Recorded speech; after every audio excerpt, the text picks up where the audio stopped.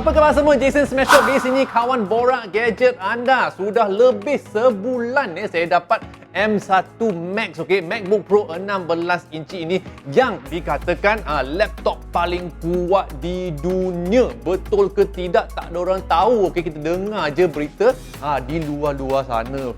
Tapi dalam video ni of course saya nak sharekan pendapat saya menggunakan MacBook Pro terbaru ini dalam penggunaan seharian saya, edit gambar, edit video, tengok Netflix dan sebagainya.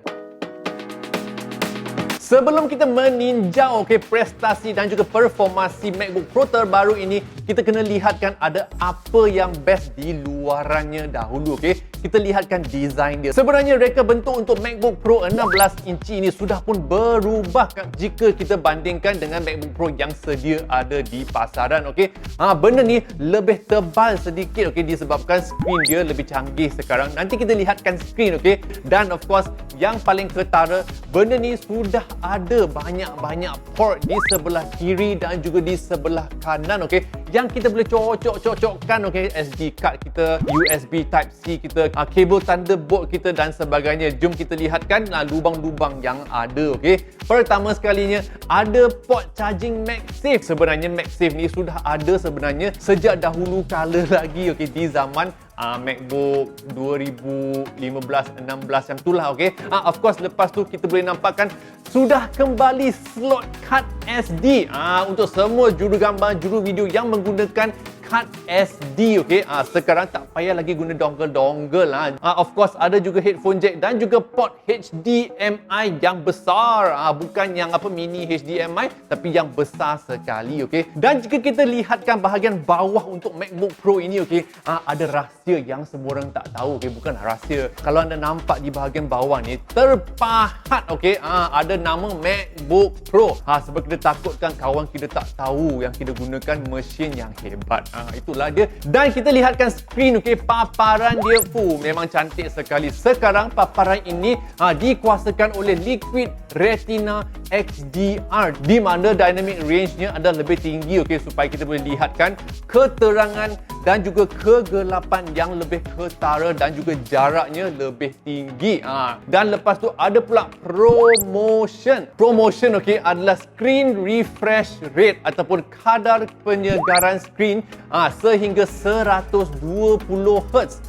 Dengan benda ni MacBook Pro boleh tukarkan dia punya kadar penyegaran daripada 10Hz sehingga 120Hz. Sekiranya kita main game, tengok video dan sebagainya, benda tu akan naik sampai 120. Selain daripada port-port yang baru, skrin yang lebih cantik, saya juga nak cakapkan benda ni mempunyai keyboard yang baru. Keyboard ini sekarang berwarna hitam dan yang pernah menggunakan MacBook Pro, touch bar sudah pun hilang. Sebab touch bar ni telah pun digantikan dengan butang-butang ataupun kekunci function seperti apa yang pernah kita gunakan sebelum ini di MacBook ataupun laptop dahulu. Dan di akhir barisan function yang baru ini juga telah ditambahkan touch ID, di mana kita boleh menyah kuncikan MacBook sekarang menggunakan cap jari kita. Senang sahaja, tak payah type password. Dan sepanjang penggunaan saya rasa teramat syok tentang dia punya speaker. Benda ni mempunyai 6 biji speaker di tepi kiri dan juga di kanan, di mana benda ni boleh menyokong spatial audio. Spatial audio bukan sahaja disokong dalam AirPods, sebab speaker untuk MacBook 16 inci ini pun boleh juga mendengar quality audio, spatial audio dan juga Dolby Atmos. Tibalah masanya kita bincangkan tentang benda yang paling hebat dan juga paling syok tentang M1 Pro dan juga M1 Max, chip kedua-dua yang terbaru ini. Of course yang saya ada ni M1 Max. Apakah perbezaan kedua-dua M1 ini? M1 Pro boleh ditingkatkan CPU-nya sehingga 10 core. M1 Max pun boleh. Tapi untuk M1 Max ini kita boleh tingkatkan storan bersatunya sehingga 64GB. Dan benda ini juga mempunyai Neural Engine 16GB. Okey, pendek katalah, okey, dengan spesifikasi yang gila-gila macam ni kan.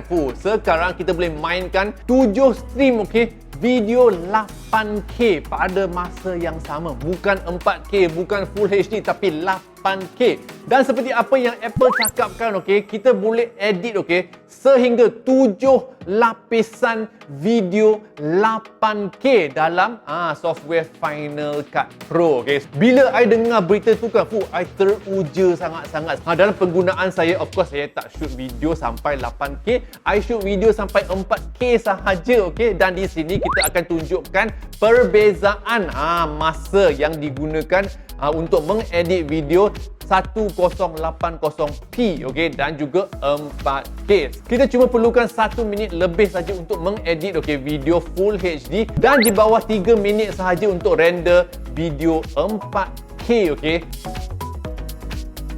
Okey, untuk merasakan perbezaan, okey, betapa pantasnya M1 Max okey, berbanding dengan PC desktop, okey, saya telah pun ajakkan kawan saya Jeremy. Hai, Jeremy ni pengguna PC. Okey, beritahu penonton sedikit PC apa yang anda gunakan dan juga apa spesifikasi yang anda gunakan. Okey, mula-mula kita perlu cakap PC saya ni PC lama ya. Okey, tapi graphics card dia baru. Oh, okay. Graphics card baru. Graphics card baru. Apa Okay. graphics card dia? Saya guna graphics card RTX 2080.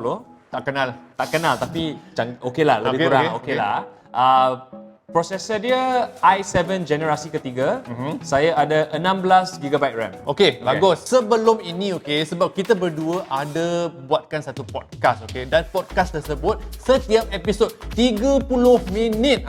So kita ada dia punya video selama 30 minit yang direkodkan, okey, seluruh podcast tersebut. So sebelum ni I dah suruh Jeremy untuk editkan video 30 minit, okey, yang bersaiz 4GB menggunakan PC dia. So Jeremy, berapa lama yang digunakan oleh komputer anda untuk merender video Full HD 4GB 32 minit tersebut? Masa yang diambil sungguh menderitakan. 40 minit. Boleh pergi ke KL, ke Seremban.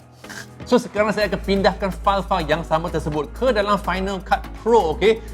Dan saya akan renderkan di sini di depan mata Jeremy. Okey. Jom saya buatkan sekarang.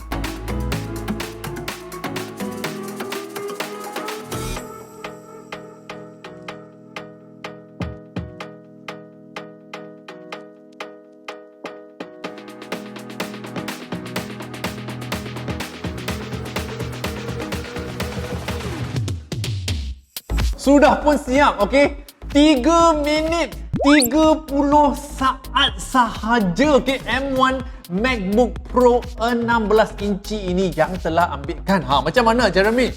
Nak buat Milo pun tak cukup masa lah. Dia punya PC berapa lama tadi? 40 minit. 40 minit.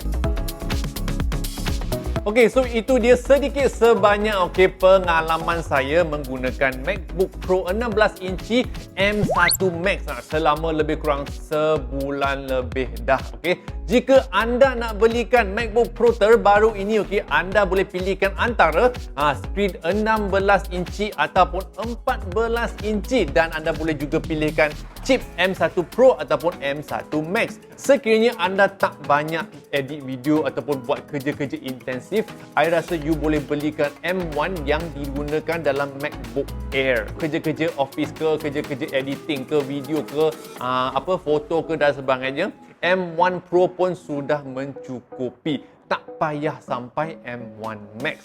Jimat duit sedikit, okey, beli casing. Itulah dia borak-borak gadget, okey, hari ini tentang MacBook Pro 16 inci yang saya ada ni yang menggunakan chipset M1 Max. Harga untuk benda ni, okey, bermula daripada 8799 terpulang kepada apa spesifikasi, apa saiz, apa chip yang anda pilihkan. Pergi dah tengok laman web Apple, okey. Itu saja. Sekiranya anda suka video macam ni, jangan lupa untuk langgan ke channel ini. Okey, tekan butang langgan di bawah video, tekan butang loceng jika anda sudah langgan. Okey, jangan malas, tekan je butang loceng tu cepat. Cepat. Okey. Sharekan video ini kepada kawan-kawan anda. Ikuti saya di Instagram, TikTok dan juga di Twitter @smashpop. Jumpa anda di video yang seterusnya. Yo.